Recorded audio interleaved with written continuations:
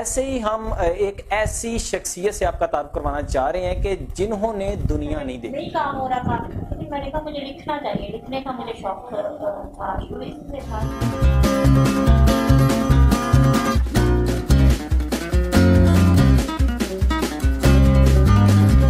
काश मुझे कोई मेरी बनाई दे, मुझे भी थोड़ी सी दुनिया दिखाई दे, कोई पड़ी हूँ इन अंधेरों में, मेरे हक में खुदा को कोई दुहाई दे।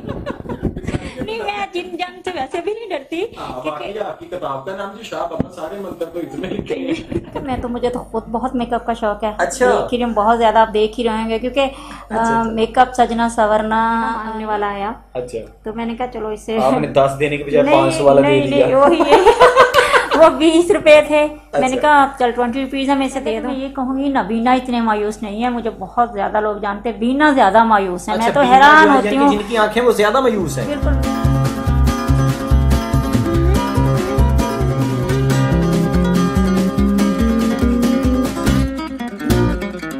कहता है मैं नबीना हूँ, दिल की आंख खुली है मैं बीना।